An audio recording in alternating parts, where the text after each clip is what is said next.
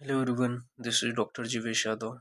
तो कौमार वृत्त का हम लोग most important 27 topic for university exam अपन देख रहे थे। सीरीज को कंटिन्यू करते हुए आज की क्लास में हम लोग टॉपिक नंबर 4 के विषय में बात करेंगे। स्टार्ट करते हैं। तो आज का टॉपिक तो यह है आपका नवजात शिशु पोषण।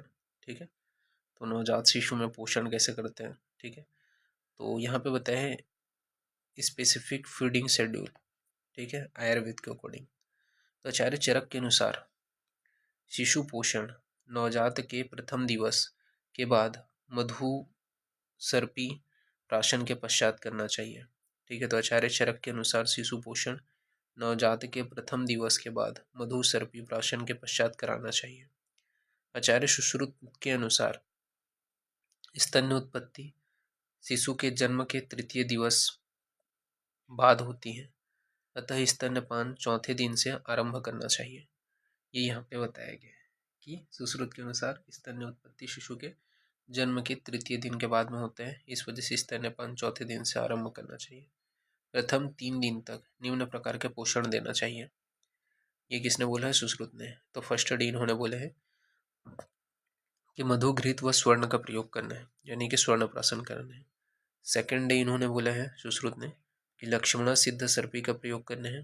थर्ड डे लक्ष्मण सिद्ध सर्पी का ही प्रयोग करना है। फोर्थ डे प्रातःकाल घृत और शाम को घृत का पान कराना है। इसके पश्चात स्तन पान प्रारंभ करना होता है। ये यहाँ पे सुश्रुत ने बोला है, तो ये चीज़ ध्यान में रखना। फिर नेक्स्ट है modern concept of feeding schedule. Exclusive breast feeding nothing other than colostrum and breast milk is recommended by WHO up to 6 months of age with continuous breastfeeding along with a appropriate complementary food up to 2 years of age. Recommendation of WHO and UNICEF क्या बताया है, क्या recommendation किया है? यहाँ पे बताया है initiation of a breast feeding within first hours of life in case of a यहाँ पे बताया है caesarean delivery it may be after 4 to 5 hour. ठीक है, तो इनिशियली 1 आवर जो होता है उसी में ही बेस्ट फीडिंग कराना है, ये इन्होंने बोला है। ठीक है, WHO के अनुसार। और अगर सिजेरियन डिलीवरी हुआ है तो 4 से 5 घंटे के बाद में कराना है।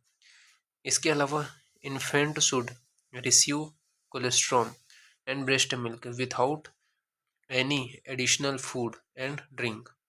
Breast feeding on demand. ठीक है, तो वही है, जैसा बच्चे को लग रहा है उसके अकॉर्डिंग अपने को देना है।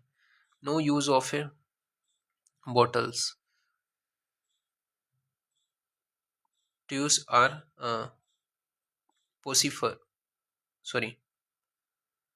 पोसिफर्स। ठीक है, तो इनका अपने को यूज नहीं करना है। फिर टाइम शेड्यूल बताया गया है। तो टाइम शेड्यूल में बताया गया है demand feeding is the advisable schedule. Following should be considered as the approximatory time period. One feed per 3 to 2 to 3 hours for first 24 hour. On one feed per 3 to 4 hours by end of 1 week. Duration बताए गए हैं। Initial feeding 5 to 10 minutes at each breast. Gradually time on each breast should be increased so that the baby gets both for milk and hind milk. Each breast should be feed alternately. Quantity के बारे में बात करें तो quantity में average requirement जो होता है 100 ml पर kg 24 hours.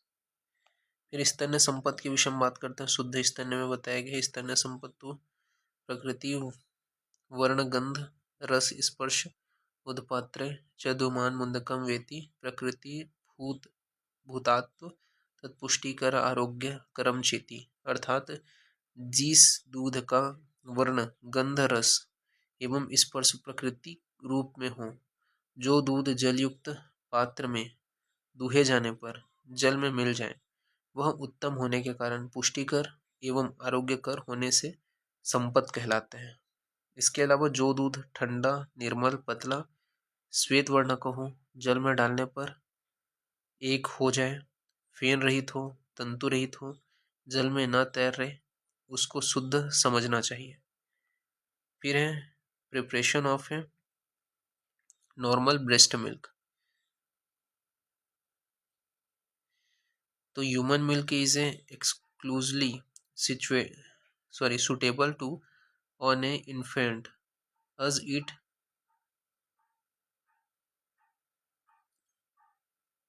provides the complete nutrition for the first to 6 months of life. Breast milk contain appropriate amount of a carbohydrate, fat, and protein. Breast milk contain antibiotics and lymphocyte from mother that protect the baby from infection. In general milk,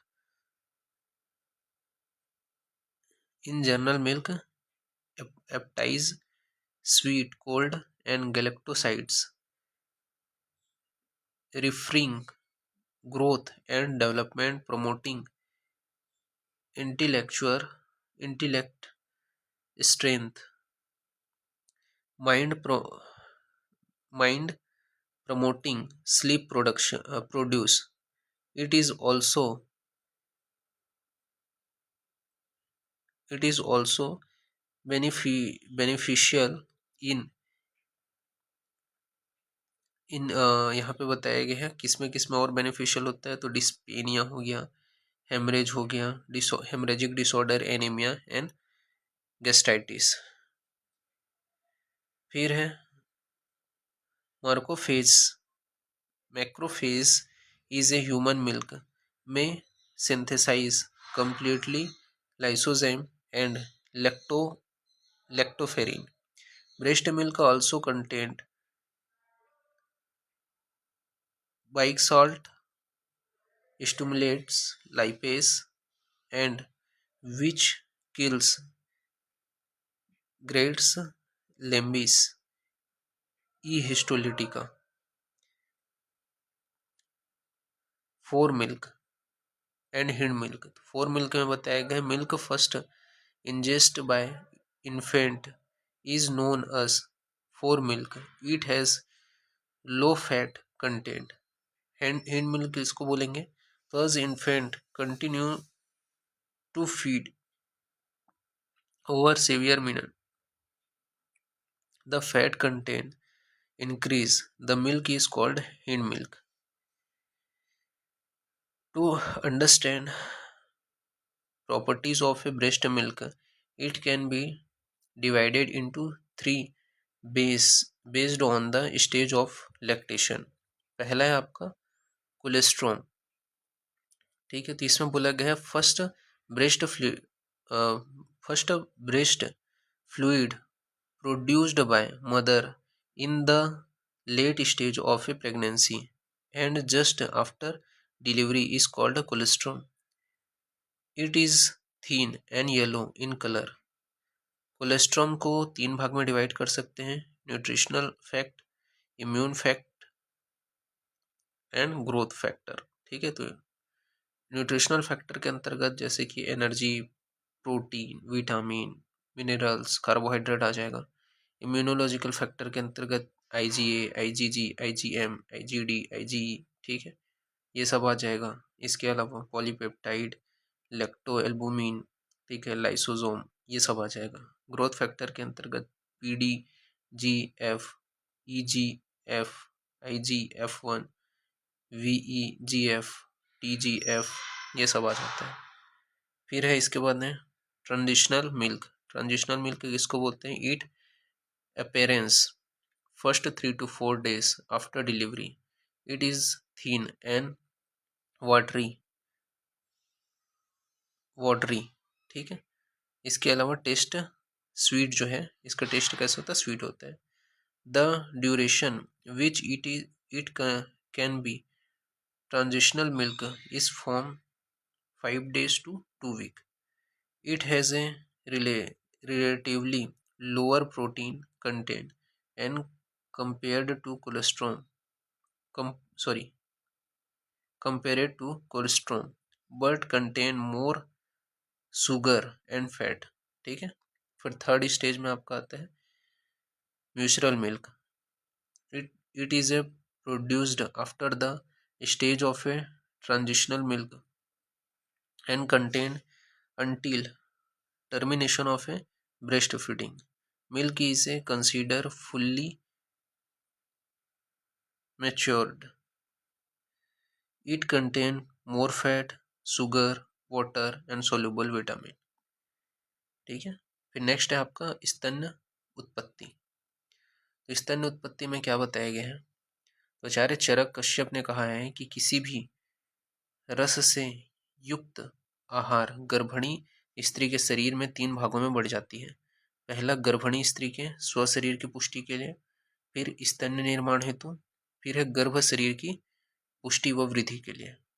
अन्यत्र कश्यप ने कहा है कि स्त्री की शरीर के रक्त का कुछ भाग गर्भ को पुष्ट करते हैं तथा कुछ स्तन्य का निर्माण करते हैं तथा कुछ रक्त से शरीर में पाचन होते हैं। तो फिजियोलॉजी ऑफ ए लैक्टेशन ये यहाँ पे बताया गया। तो lactation described the production of a breast milk and its secretion from mammary gland after delivery. इसमें आपको बताया गया है mammogenesis development of a breast to functional state.